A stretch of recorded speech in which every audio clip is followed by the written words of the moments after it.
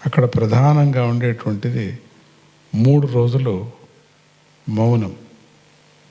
ఈ 3 రోజులు మౌనం ఎట్లా ఉంటారు అనుకోవచ్చు మీరు. ఏం చేస్తారు అని. సూర్యోదయం నుంచి సూర్యాస్తం వరకు కూడా, సూర్యాస్తం అవుతూనే మళ్ళీ పడుకోవటం, మళ్ళీ పొద్దున ఇంకంతే మౌనమే. మళ్ళీ ఏమీ సూర్యాస్తం అవుతూనే మాట్లాడే ప్రశ్న ఏం లేదు.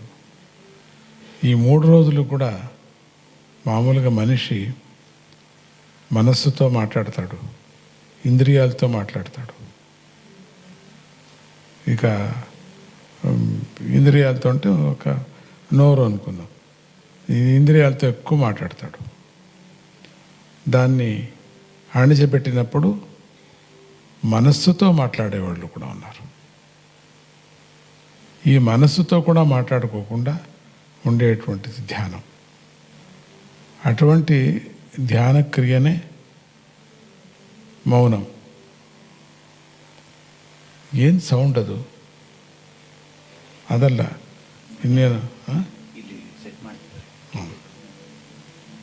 ఆ మౌన ధ్యానము దీని పేరు. ధ్యానంలోనే మౌనము, మౌన ధ్యానము.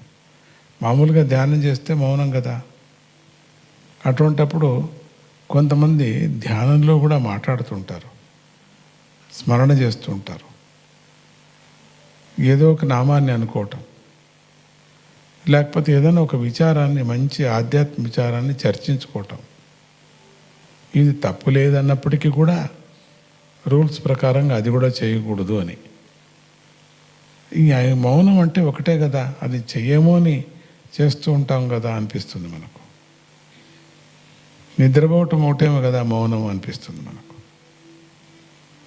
ఇవి లాజిక్గా ఎంత మాట్లాడుతున్నామన్న బట్టి కూడా మనం మాట్లాడుకున్నప్పటికీ, నిద్రపోవటం ఒక మౌనం అనుకున్నప్పటికీ, ధ్యానంలో వేరే నామాన్ని మనం ఉచ్చరించుకుంటున్నామో, దైవ చింతన చేస్తున్నామో, పొరపాటు లేదు అని ఎంతవరకు మనం ఏం చెప్పుకున్నప్పటికీ కూడా అది మన లెక్కాచార ప్రకారంగా అది పూర్వం నుంచి వచ్చినటువంటిది. మౌనం అంటే మనస్సులో కూడా ఏమీ మాట్లాడుకోకూడదు, ధ్యానము కూడా చేయకూడదు, నామాన్ని కూడా చేయకూడదు అన్నారు.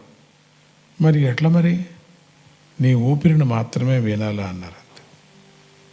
ఊపిరి ఇప్పుడు అర్థమవుతుంది. స్వామీజీ చిన్నప్పటి నుంచి చెప్తూనే ఉంటే మన ఊపిరి పీల్చుకునేది సోహం హంసోహం అంటుంది అని ఇప్పుడు అర్థమవుతుంది మనకు. మౌనంలో కూర్చున్నప్పుడు